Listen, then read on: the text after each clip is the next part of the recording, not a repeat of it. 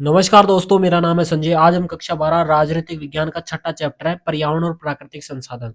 तो इस चैप्टर के जो ब्लूप्रिंट के अनुसार जो कितने पर्सन आएंगे इसमें से वो देखने वाले हैं हम। तो जो 5 पार्ट आपने नहीं देखे हैं तो आप देख सकते हैं चैनल पर जाकर।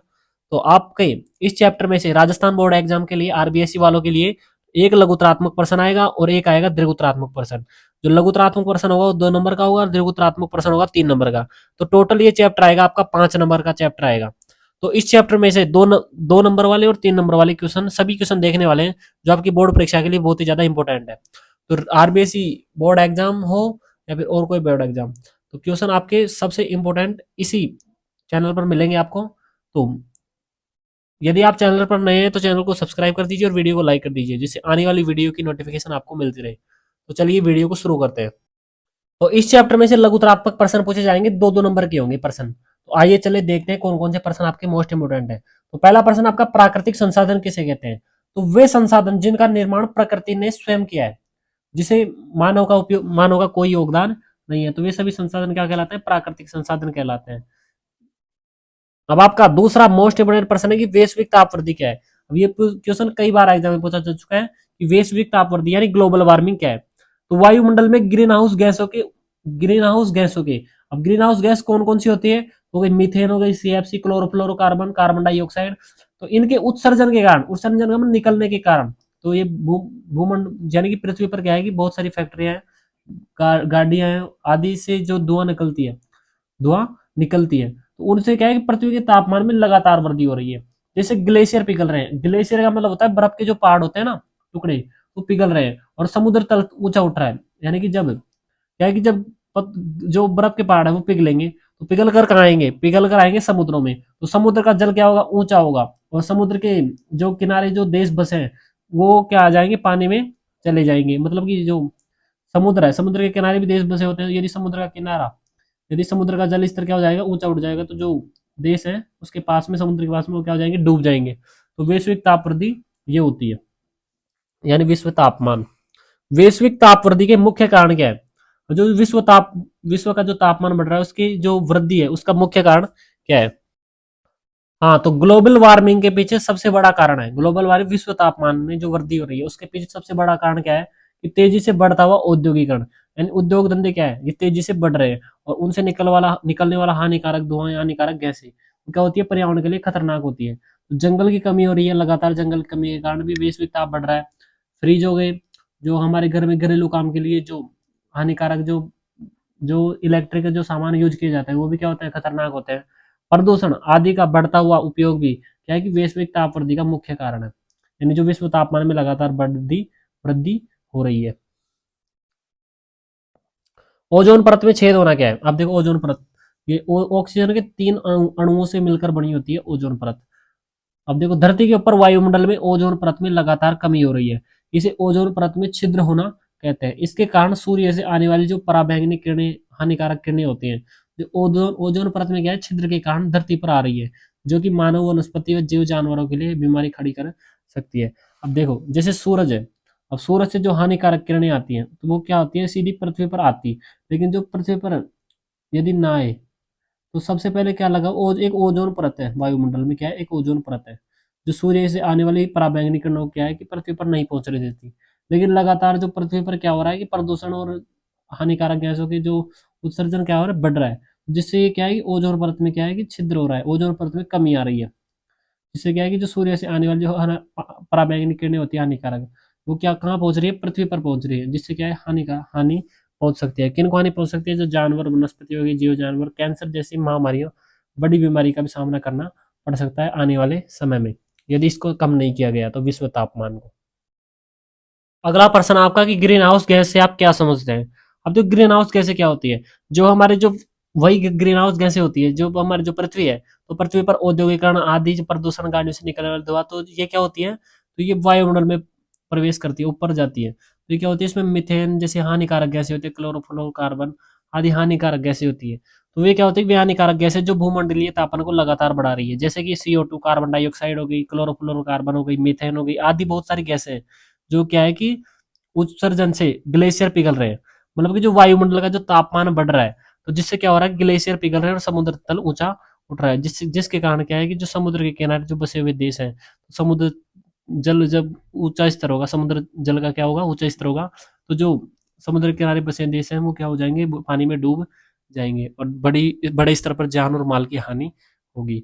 तो ग्रीन हाउस गैसें यही होती है, यानी कि जो पर्यावरण में वह हमारे जो औद्योगिकरण से निकलने वाले धुआं हुई, क्लोरोफ्लोरोकार्बन, कार्बन डाइऑक्साइड आदि गैसें क्या होती है, ग्रीन हाउस गैसें होती है, जो क्या है कि विश्व तापमान को लगातार बढ़ा रही है।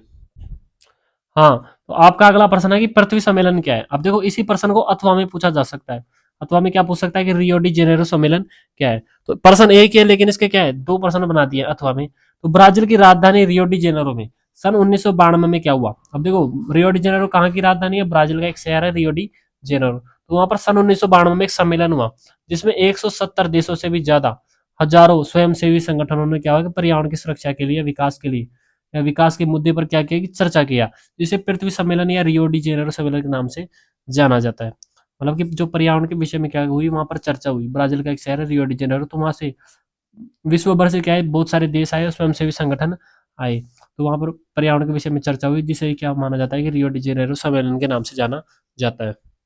आपका अगला प्रश्न है कि टिकाऊ विकास क्या है। तो ये प्रश्न कई बार एग्जाम में पूछा जा चुका है कि भाई टिकाऊ विकास क्या है। तो ऐसा विकास जो लगातार चलता रहे, ऐसा विकास जो लगातार चलता रहे, जिससे आने वाली पीढ़ी भी इसका इस्तेमाल कर सके, जिससे आने वाली पीढ़ी भी जो हमारे जो संसाधन हम यूज कर रहे हैं उनका जो आने वाली पीढ़ी है वो भी क्या कर सके, इस्तेमाल कर सके। विकास ऐसा होना चाहिए जिससे पर्यावरण को क्षति ना पहुंचे, इसे टिकाऊ विकास या सतत पोषणीय विकास कहा जाता है। तो इसी प्रश्न को, टिकाऊ विकास वाले प्रश्न को सतत पोषणीय विकास किसे कहते हैं, ऐसे भी पूछा जा सकता है। तो आप ये प्रश्न नोट कर लीजिए, मोस्ट इंपोर्टेंट प्रश्न है ये। लघुतरात्मक प्रश्न में पूछा जा सकता है 2 नंबर में। मैं दीर्घोत्तरात्मक प्रश्न बताऊंगा आपको जो 4 नंबर में पूछे, सॉरी 3 नंबर में पूछे जाएंगे।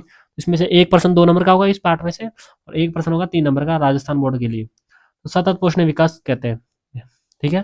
तो पर्यावरण को जो संसाधनों का इस प्रकार से इस्तेमाल किया जाए जिससे कि पर्यावरण को क्षति ना पहुंचे और हमारा विकास भी होता रहे और जो आने वाली पीढ़ियां हैं वो भी उन संसाधनों का उपयोग कर सके। अगला प्रश्न आपका एजेंडा 21 का है। तो पर्यावरण संरक्षण के लिए पहला पृथ्वी सम्मेलन सन 1992 में ब्राजील के एक शहर रियो डी जेनेरो में हुआ, जिसमें 100 से भी ज्यादा देशों ने भाग लिया, जिसका मुख्य उद्देश्य सतत पोषणीय विकास करना है। तो ये एजेंडा 21 यही है, ठीक है, जो भी मैंने बताया था। तो इसका सही उत्तर है एजेंडा 21। अब आपका अगला मोस्ट इंपोर्टेंट क्वेश्चन है कि क्योटो प्रोटोकॉल क्या है। मोस्ट इंपोर्टेंट प्रश्न है क्योटो प्रोटोकॉल क्या है। तो क्योटो प्रोटोकॉल में ग्लोबल वार्मिंग नियंत्रण रखने के लिए, ग्रीन हाउस गैसों के उत्सर्जन को कम करने के लिए दिशा निर्देश दिए गए हैं। इसे क्योटो प्रोटोकॉल कहा जाता है। तो क्योटो प्रोटोकॉल का जो गठन हुआ था वो कब हुआ था, सन 1997 में। और भारत क्योटो प्रोटोकॉल का सदस्य कब बना, सन 2002 में, सन 2002 में। तो ये क्योटो प्रोटोकॉल में क्या किया गया कि जो ग्रीन हाउस गैसों की जो उत्सर्जन है उसको कम करने के लिए दिशा निर्देश दिए गए, किसमें, क्योटो प्रोटोकॉल में। तो इसे ही क्योटो प्रोटोकॉल कहा जाता है। ये क्वेश्चन कई बार एग्जाम में पूछा जा चुका है। अगला मोस्ट इंपोर्टेंट प्रश्न है, ये भी कई बार पूछा जा चुका है, साझी संपदा संसाधन क्या है। मोस्ट प्रश्न है ये भी कि वह साझी संपदा संसाधन क्या है। तो वह सभी संसाधन जिन पर एक व्यक्ति का नहीं बल्कि संपूर्ण समुदाय का हक होता है, तो साझी संपदा संसाधन कहलाता है। जैसे कि नदी हो गई, सड़क हो गई, कुआं, बावड़ी आदि, बहुत सारे जो जिस पर क्या है कि किसी एक व्यक्ति, पर्सनल व्यक्ति का हक नहीं होता, उस पर क्या है कि संपूर्ण समाज का हक होता है, तो इसे साझी संपदा संसाधन भी कहा जाता है। वैश्विक संपदा किसे कहते हैं। अब देखो साझी संपदा होगी, अब इसी प्रकार वैश्विक संपदा किसे कहते हैं, यानी जो अंतरराष्ट्रीय संपदा भी पूछा जा सकता है। तो मानवता की साझी विरासत क्या है, या फिर वैश्विक संपदा किसे कहते हैं। मोस्ट प्रश्न है ये भी, मोस्ट है। तो विश्व के कुछ ऐसे क्षेत्र या इससे जिन पर क्या है कि पूरी दुनिया का अधिकार होता है, ऐसी संपदा को वैश्विक या मानवता की साझी विरासत कहा जाता है। जैसे कि क्या हो गया कि वायु हो गई, अंतरिक्ष हो गया, चांद हो गया, अंटार्कटिका हो गया। अंटार्कटिका बर्फ वाली जो जगह है, तो वहां पर अंटार्कटिका में कोई नहीं जाता है, तो इसलिए इसे वैश्विक संपदा कहा जाता है। ये मोस्ट इंपोर्टेंट प्रश्न है। अब जो इस पार्ट का मोस्ट इंपोर्टेंट प्रश्न एक और है कि मूलवासी किसे कहते हैं। ये 2 नंबर में पूछा जा सकता है। जितने भी मैंने क्वेश्चन बताए अब तक, ये 2 नंबर में पूछे जाने वाले प्रश्न है जो लघुतरात्मक है। तो ऐसे लोग जो कई सालों से एक ही देश में रह रहे हो और उनकी कई पीढ़ियां भी वहीं रही हो, तो वो क्या कहलाते हैं, उस देश के लिए मूलवासी कहलाते हैं। हाँ, तो अगला प्रश्न आपका मोस्ट इम्पोर्टेंट प्रश्न है कि ये कई बार एग्जाम आ चुका है, मैं ये बात को फिर बता रहा हूँ कि भारत ने ग्रीन हाउस गैसों के उत्सर्जन को कम करने के लिए क्या प्रयास किए हैं। या फिर इसको अथवा में पूछ सकता है इसी प्रश्न को कि भारतीय सरकार पर्यावरण संरक्षण के लिए किस प्रकार वैश्विक वैश्विक प्रयासों में भूमिका निभा रही है। अब देखो, तो भारत ने क्या किया है अपने स्वयं के लिए, तो 2002 में क्या किया है कि भारत ने क्योटो प्रोटोकॉल में शामिल हुआ है। तो ये प्रश्न मोस्ट इंपोर्टेंट है कि 2002 में क्या है, भारत क्योटो प्रोटोकॉल का सदस्य बना। अब देखो इसमें क्या है कि विस्तार से बताना है आपको कि भारत ने किस प्रकार से ग्रीन हाउस गैसों को कम करने के लिए प्रयास किया है। नेशनल ऑटो फ्यूल पॉलिसी के अंतर्गत वाहनों में स्वच्छ ईंधन का प्रयोग करें। अब देखो वाहन होते हैं उसमें स्वच्छ ईंधन का प्रयोग नहीं होगा, तो वो क्या होगा, अत्यधिक प्रदूषित, जो प्रदूषण करेंगे मतलब कि धुआं अत्यधिक फेंकेंगे, जिससे क्या है पर्यावरण प्रदूषित होगा। जिससे वाहनों में क्या है कि स्वच्छ ईंधन, ईंधन का मतलब जो पेट्रोलियम प्राकृतिक पेट्रोलियम होता है, पेट्रोलियम डीजल तो आदि क्या है उसका स्वच्छ हो, मतलब बिल्कुल साफ हो, जिससे क्या है प्रदूषण ना फैले, पर्यावरण को नुकसान ना पहुंचे, क्षति ना पहुंचे। 2001 में भारत ने क्या किया कि ऊर्जा संरक्षण नियम अपनाया। और भारत ने ऊर्जा संरक्षण नियम कब अपनाया, 2001 में। अगला है कि सोलर ऊर्जा का महत्व बढ़ाया। तो भारत ने क्या किया, सोलर जो सोलर पैनल लगे होते हैं जो सूर्य से ऊर्जा प्राप्त कर क्या है कि जनता तक पहुंचाया जाता है, उससे सोलर ऊर्जा आ जाता है। यानी कि सोलर ऊर्जा मतलब कि सूर्य प्लेट होती है, सोलर ऊर्जा प्लेट होती है, उससे क्या होता है कि सूर्य से क्या होता है कि प्रकाश को अवशोषित करके क्या है लाइट बनाई जाती है, बिजली बनाई जाती है, तो इसे सोलर ऊर्जा कहा जाता है। सीएनजी का महत्व बढ़ा। सीएनजी गाड़ी होती है तो उनका महत्व क्या हुआ, बढ़ा, गैस से चलने वाली। ये इस पार्ट का सबसे मोस्ट इम्पोर्टेंट पर्सन है। ये जो मैंने पहले बताया था, एक तो भारत वाला पर्सन जो अभी मैंने बता के आया हूँ आपको, और एक ये पर्सन, ये सबसे मोस्ट है और ये सबसे लास्ट पर्सन है अभी इस वीडियो का। तो वैश्विक राजनीति में पर्यावरण की चिंता के मुख्य कारण क्या है। तो विश्व राजनीति में जो पर्यावरण की चिंता के मुख्य कारण क्या है, सभी विश्व के लिए, पूरे विश्व के लिए, तो क्या जो विश्व में क्या है समस्या खड़ी हुई है, खतरे बने हुए हैं। तो सबसे पहला जो राजनीति में पर्यावरण की चिंता का जो सबसे मुख्य कारण है वो है जनसंख्या वृद्धि। तो जनसंख्या में लगातार वृद्धि के कारण भी पर्यावरण संसाधन है जिनका उपयोग भी उतना ही बढ़ेगा।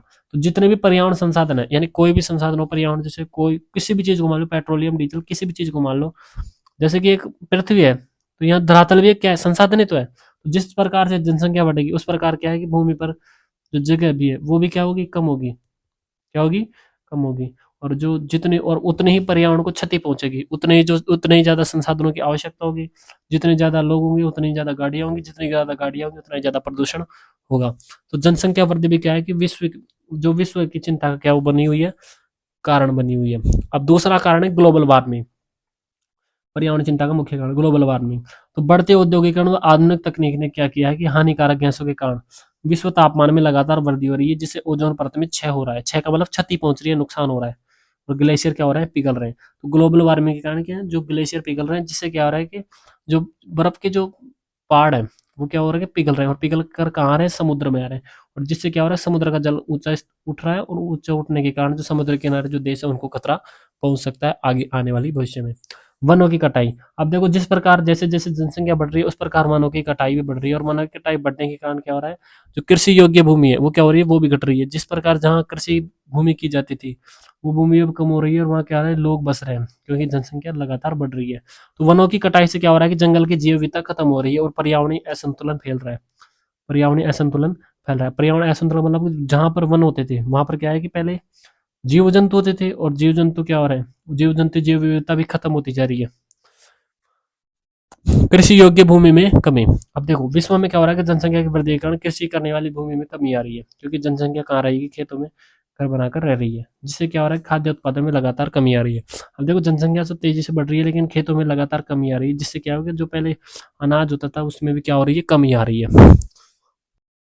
वैश्विक चिंता का अगला कारण है जल प्रदूषण। अब देखो उद्योगों से निकलने वाला अपशिष्ट पदार्थ समुद्रों में छोड़ा जाता है, जिससे क्या हो रहा है कि जलीय जीव जंतुओं में क्या हो रहा है, कमी आ रही है, और जलीय जीव जंतु क्या नष्ट होते जा रहे हैं। अब देखो मैं किताबी भाषा से अलग भाषा से का उपयोग करता हूँ, इसलिए आप वीडियो को लाइक कीजिए और चैनल को सब्सक्राइब कीजिए। और आपको ये वीडियो कैसी लगी मेरे को कमेंट में जरूर बताइए। तब तक के लिए जय हिंद जय भारत। कमेंट में जरूर बताना मेरे को कि आपको वीडियो कैसी लगी।